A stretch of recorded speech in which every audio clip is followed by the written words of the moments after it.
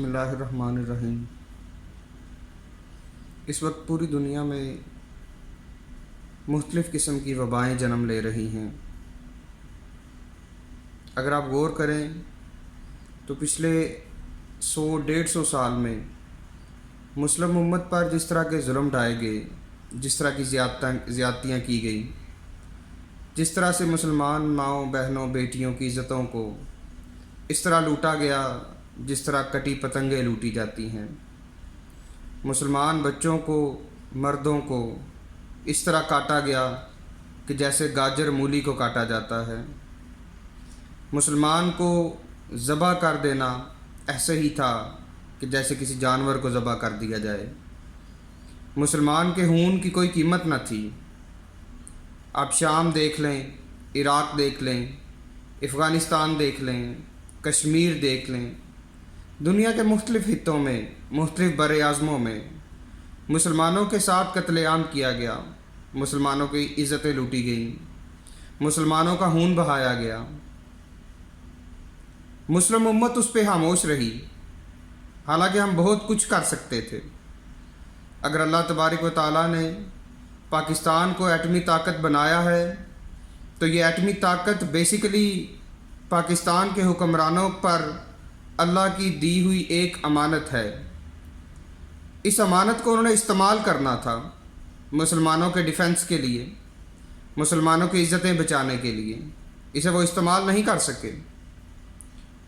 یاد رکھیے گا کہ اگر یہ اٹامک میزائل امت مسلمہ کے دفاع کے لیے استعمال نہ کیے گئے، صرف اپنی جغرافیائی حدوں کے لیے، جغرافیائی حدود کے تحفظ کے لیے اگر انہیں سنبھال کے رکھا ہوا ہے، تو یاد رکھو کہ وہ بٹن جو تم نے پریس کرنا ہے تو ان اٹامک میزائل نے چلنا ہے۔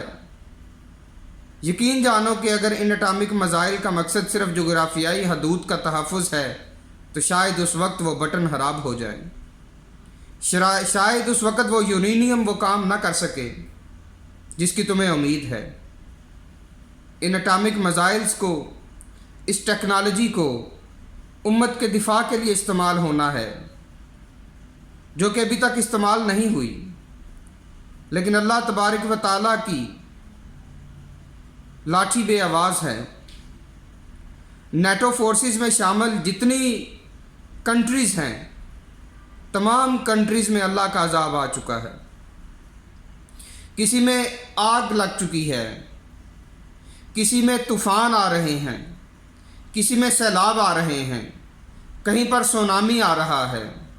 طوفان آندھیاں اتنی زیادہ ہیں، اتنی رفتار کے ساتھ ہیں کہ وہ ان کے سروں سے چھتیں اڑا کے لے جا رہے ہیں۔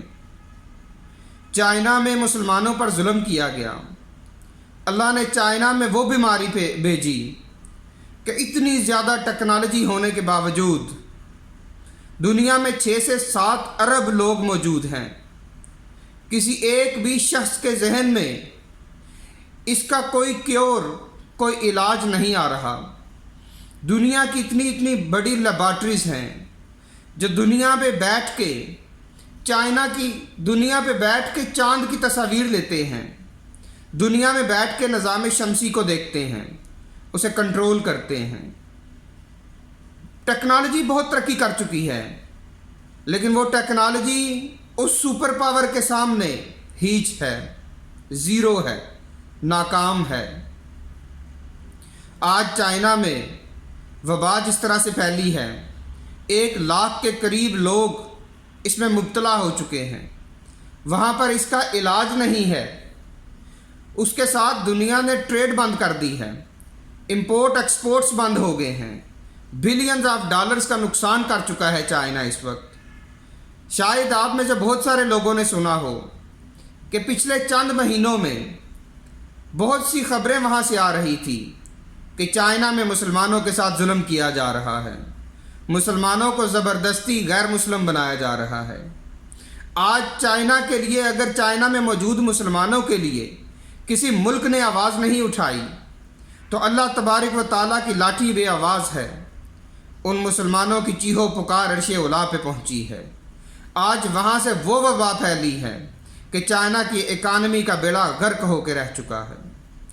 اور یقین کیجئے کہ اگر انہوں نے بھی اسلام کے طرز کو نہ اپنایا، اسلام کے طرز بود و باش کو نہ اپنایا، اسلام کے طرز رہن سہن کو نہ اپنایا، تو شاید آئندہ کچھ سالوں میں چائنا کو بھی یوگینڈا جیسا بنا دینے کے لیے اللہ تبارک و تعالیٰ کو زیادہ ٹائم نہیں لگے گا، زیادہ وقت نہیں لگے گا۔ اللہ سے معافی مانگیے، اور مسلمان حکمرانوں سے میری التجا ہے کہ امت مسلمہ کے لیے کچھ کیجیے۔ امت مسلمہ کے لیے اگر آپ کچھ کر جائیں گے تو یہ قیامت کے دن آپ کے لیے بخشش کا ذریعہ ہوگا۔ شکریہ۔